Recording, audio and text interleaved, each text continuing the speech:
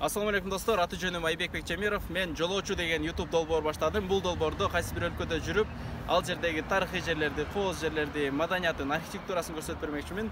Эң эле башында мен сүйүктүү мекенибиз Кыргызстандан баштадым. Мен Бишкек шаарынан Ош шаарына чейин жүрүп, сүйүктүү мекенибиздин эң кооз жерлерин көрсөтүп бермекчимин. Дароо эле айтып өтөйүн, бул хайп үчүн эмес, жөн гана өлкөбүздүн ички туризмин өнүктүрүү максатында. Андыктан колдоп коюңуздар. Ош шаарынан көрүшкөнчө.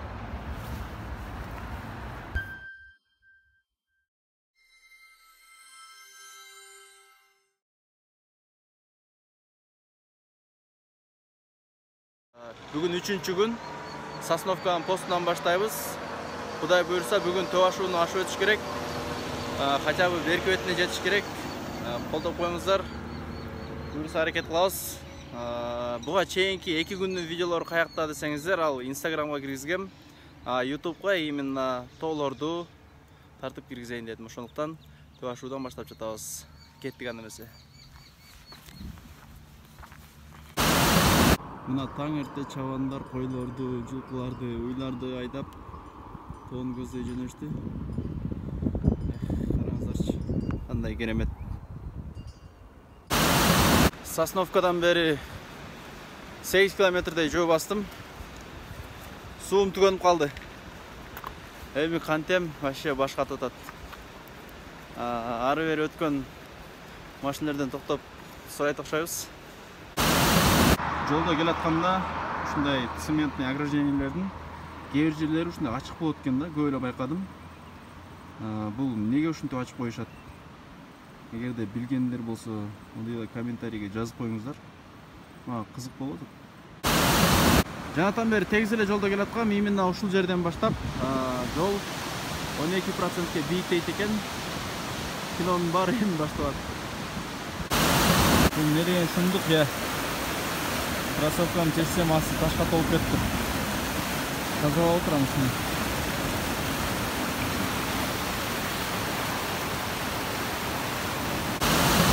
Экотартип дейт. Жердин бетин булгаган өзүнө каргыш чакырат дейт. Эң туура сөздөр. Урматтуу мекендештер, ушул Ош Бишкек жолунда жүргөндө сураныч таштанды, таштабай эле койсоңуздар, таштабай эле коелу. Ушундай бейиштей жерибизди жакшы таза сактап калалы. Кээ бирөөлөр бар, машинанын айнегин ачып алып эле таштандылар таштай беришет. Аныңыздар токтотуңуздар. Жаратылышыбызды таза кармайлы. Төө ашуунун 11-чи километри бөлөкөдө эс алып отурам. Чачтарым уже май болуп, картошка куруй турган болуп калыптыр.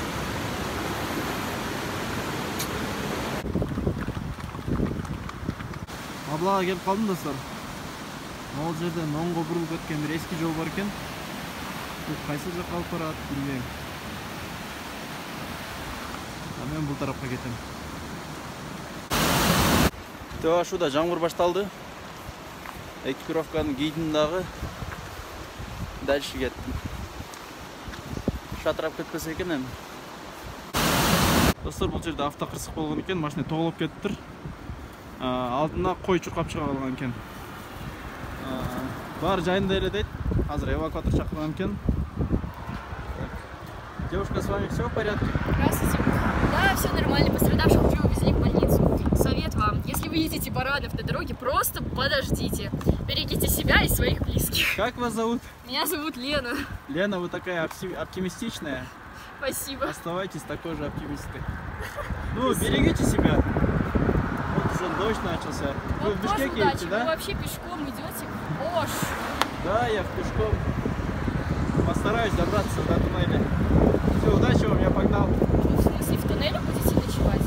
Нет, там автостанция есть. Ну, удачи вам. Ладно, вам тоже удачи, берегите себя.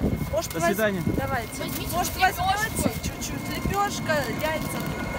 Ой, спасибо большое. Давайте, мы уже сейчас дойдем. Бұл столбаға альхамдулиллах деп жазып қойып тұр. Ким қойған болса да вообще красавчик. Негізі эле Кудайга шүгүр деп жашаш керек. Бизде аябай эле налыгандар көп. Үйүм кичинекей же машинем жок. Же зарплатам аз деп. Үстүң бүтүнбү, курсагың токпу? Алтысаның аманбы, ошол эң негизгиси да. Кудай насип кылган болсо, бардыгы болот.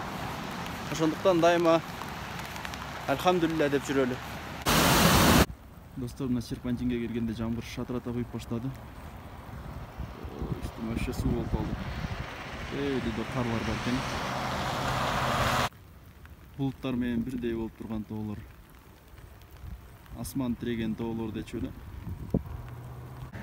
Достор, мен серпантиндерди айланбай эле мындай жантан бери кесип өтүп атам.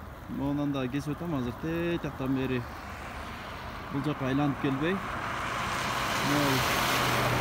көк чөптүн үстүнөн эле басып өтүп кетем. Караңыздарчы бул кооздукту.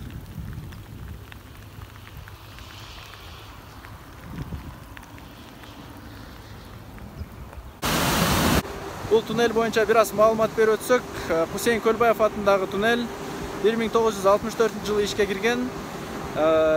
Деңиз деңгээлинен 3200 метр бийиктикте турат, узундугу 2,5 чакырым. Хусейин Көлбаевдин атын алып жүргөнүнүн себеби, ал Кыргыз СССРинин эң биринчи транспорт министри болгон экен жана ушул туннелдин инженери, проектировщиги. Дагы бир кызыктуу факт, ушул туннелдин инженерлеринин бири Шмидт деген киши туннелдин ачылышына 2 күн калганда өз өмүрүнө кол салып, өзүн өзү атып салган экен. Себеби Союз учурунда эгерде иш туура эмес жүрүп кетсе, ал убакта башы менен жооп берчү экен. Ошого переживать этип, стресс болуп, туннель туура эмес казылып калган деп переживать этип өзүн өзү атып салган экен. Так, туугандар, кеч айтып атпадым беле, жаанда 1 саат калып калып, чыйрыгып, кийим суу болуп деп. Ошо бүгүн антип-ментип кийимдерди кургатып, бут кийимди кургатып, убакыт көп өтүп кетип, түштөн кийин чыктым мына. Төашуудан түшүп баратам ылдый, суу самырды көздөй. Эми кечкиргенге чейин ылдыйда курчуларга жетип алсам жакшы болот эле. Анан эртең менен ошол жерден улантмакпыз. Ийгилик каалап коюңуздар, буюрса жетебиз. Төашуунун мага өчү бар окшойт. Эми эле жол жүрүп баштасам жамгыр куюп баштады. Анан монтип змейкаларды кесип кайрадан кесип бартам. Тетик жерде вагончик турат. Ошого барып жетип алыш керек. Анан жамгыр токтогондон кийин буюрса кайра улантабыз.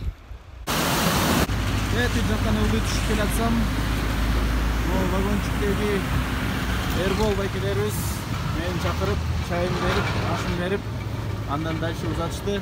Чоң рахмат, Эрбол байке. Ишиңиздерге ийгилик, жакшы туруңуздар. Меймандостуңуздарга рахмат. Аман эсен жетип алайм. Чоң рахмат. Ылдый түшүп баратсам, машиналар токтоп жүрө ала кетели дейт. Жок, кете бериңиздер, жөө кетем десем, таң калган бойдон кетип атышат. Бул Кыргыз элинин боорукерлигин дагы бир жолу далилдейт. Бул знак кандай знак экенин билесиздерби? Бул жүгүнүп жаткан келин деп салсак, Просто чарчаганда ушундай арзан тамашаларды айтып баштайм мен. Бул кооздукту байкаңыздарчы айланайдай. Асман тиреген тоолор, тетиги жакта жайлоолор, тетиги жакта радуга. Кандай керемет. Ушундай кооз өлкөнүн жаран экенин түшүнгөнүмдө ол жарга чыгып секирүүгүм келет. Достор, мына кыйналып кысталып жатып, Төашууну ашып өттүк. Мына Төашуунун эң акыркы повороту. Мындан ары уже курут, суу самыр башталат. Барыңыздарга чоң рахмат. Видеону аягына чейин көргөнүңүздөр үчүн. Бул мен үчүн аябай эле чоң колдоо. Төашууда мен 4 мезгилди көрдүм, жазды көрдүм, жайды көрдүм, шатыраган жамырлары менен күздү көрдүм, карлары менен кышты көрдүм. Иши кылып Төашуу керемет экен. Сиздерден бир чоң сураныч, мага колдоо көрсөтөм десеңиздер, сураныч каналга катталып коюңуздар. Кызыктын баары алдыда. Эгерде Айбек, сен кара болсоң да сулуусуң, вообще красавчик, молодец, делай десеңиздер, анда ылдыйга комментарий калтырып коюңуздар. Жолдо баратып эмнени тартайын, эмне жөнүндө сүйлөйүн, эмнени көрсөтөйүн, бул мен үчүн аябай эле маанилүү. Барыңыздарга чоң рахмат. Ушуну менен Төашуу жөнүндө чыгарылыш бүттү.